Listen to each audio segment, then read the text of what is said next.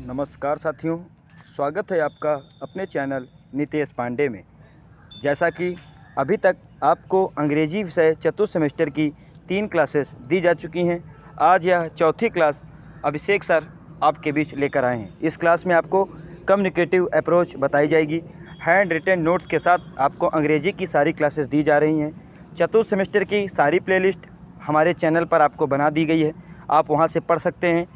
PDF notes के लिए आप हमारे टेलीग्राम चैनल को ज्वाइन कर सकते हैं। वहां से आपको डेली वीडियो के बाद रिटन नोट्स मिल जाएंगे और आपको हर विषय का प्रॉपर नोट्स दिया जाएगा और अंग्रेजी विषय का नोट्स आपको कंप्लीट करा दिया जाएगा। यदि साथी चैनल पर नए हों, चैनल को सब्सक्राइब करें, वीडियो को लाइक करें और अपने कॉलेज, स्कूल, हर एक छात्र को यह वीडियो ज़्यादा से ज़्यादा शेयर करें। आपका एक शेयर हमें मोटिवेट करता है नई वीडियो बनाने के लिए। तो साथियों, अब आप अभिषेक सर के साथ क्लास का एंजॉय करिए। नमस्कार साथियों, मैं अभिषेक आपका स्वागत करता हूं आपके अपने चैनल नितेश पांडे में। साथियों, डीएलएड चतुर्थ सेमेस्टर की इस इंग्लिश की क्लास में आपने अभी तक 2 कक्षाएं देखी हुई हैं, जिसमें मैंने पहली कक्षा में सिलेबस आपने देखा होगा और जिसमें दूसरी कक्षा में आपने डायरेक्ट मेथड, टीचिंग मेथड्स के बारे में जाना। डायरेक्ट मेथड क्या होता है, बाइलिंगुअल मेथड क्या होता है, ये जाना, और उसके बाद उसकी मेरिट्स और डिमेरिट्स क्या होती हैं, ये सब आपने देखा। उसके बाद ये बाद वाली क्लास हुई, उसमें आपने ग्रामर ट्रांसलेशन मेथड देखा था और स्ट्रक्चरल अप्रोच देखा था। आज की इस क्लास में मैं आपको कम्युनिकेटिव अप्रोच के बारे में बताऊंगा कि क्या होता है कम्युनिकेटिव अप्रोच और क्या इसका मतलब होता है। ये सारी पूरी बताऊंगा कि क्या होता है कम्युनिकेटिव अप्रोच। तो चलिए स्टार्ट करते हैं बिना किसी देरी के। तो क्या होता है कम्युनिकेटिव अप्रोच, देखते हैं। The communicative approach is based on the idea that learning language successfully comes through having to communicate real meaning. इसका क्या मतलब हुआ? The communicative approach is based on the idea. Communicative approach जो है ऐसे idea पर बेस्ड है जो कि the communicative approach is based on the idea. Communicative approach एक ऐसी आइडिया पर बेस्ड है जिसमें ये माना जाता है कि जो हमारा लर्नर है या बच्चा है, वो सक्सेसफुली किसी लैंग्वेज को तब लर्न कर पाएगा जब वो कम्युनिकेट करेगा। इसका मतलब ये हुआ, एक रियल मीनिंग में कैसे इसको कम्युनिकेट करेगा। फिर से समझ लीजिए।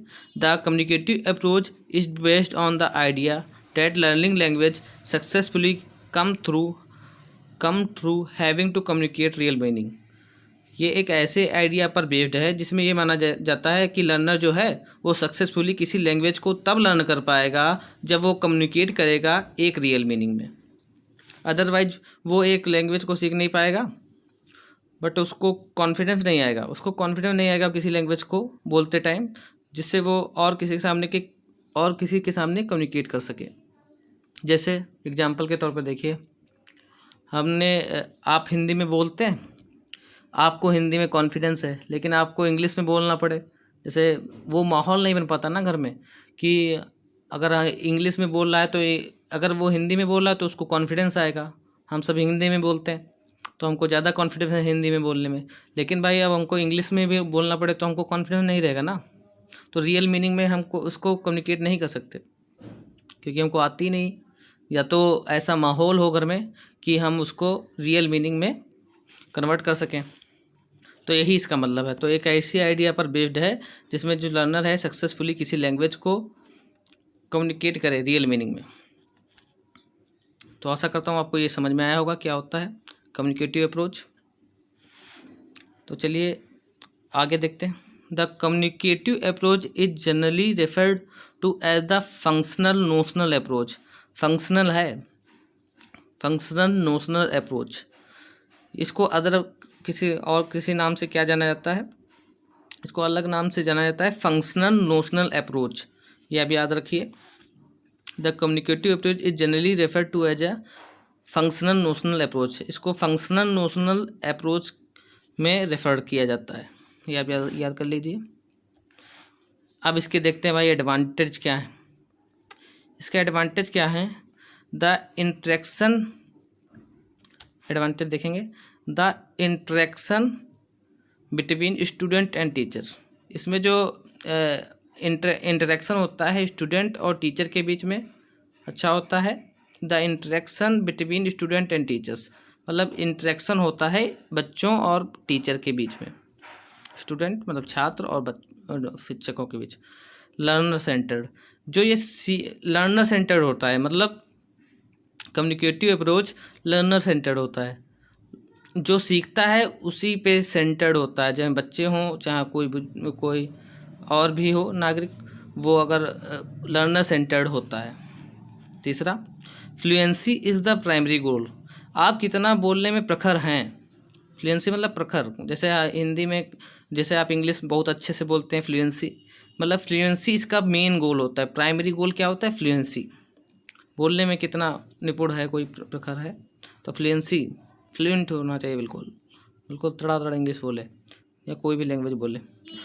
टास्क बेस्ड, इसमें एक बच्चों को टास्क दिया जाता है जिससे बच्चे उस चीज़ को सीख पाएँ, मतलब कि एक उसको टास्क दे दिया गया कि तुमको इतना ये चीज़ पूरी करनी है, तो आपको टास्क दे दिया गया। जैसे हम लोगों को टास्क मिला है कि आपके पेपर से पहले सिलेबस पूरा करना है, तो वो पूरा करेंगे, तो आप लोग कहीं और जाने की ज़रूरत नहीं है। आपको वीडियो को लाइक कीजिए, शेयर कीजिए, सब्सक्राइब कीजिए, और अच्छी लगे तो कमेंट में भी बताइए।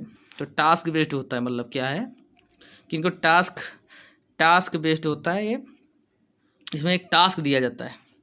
फोकस ऑन मीनिंग, जो मतलब होता है मीनिंग पे ज़्यादा फोकस होता है। मीनिंग मतलब कि कुछ क्वेश्चन का जो अर्थ है उस पे ज़्यादा फोकस होता है, ठीक है। फोकस ऑन मीनिंग पे ज़्यादा फोकस होता है। Communicative competence is the desire goal, communicative competence is the desire goal. जो कंपटीशन दिया जाता है, अब जैसे दो लोगों में है, आपको कंपटीशन दे दिया गया दो लोगों में कि इसमें देखें कौन फर्स्ट आता है, तो आप जल्दी करेंगे ना किसी काम को। ऐसे ही इसमें कंपटीशन दिया जाता है बच्चों में। Communicative competition is the desire goal, ये एक मेन डिजायर गोल होता है, तो ऐसे आप याद कर लीजिए।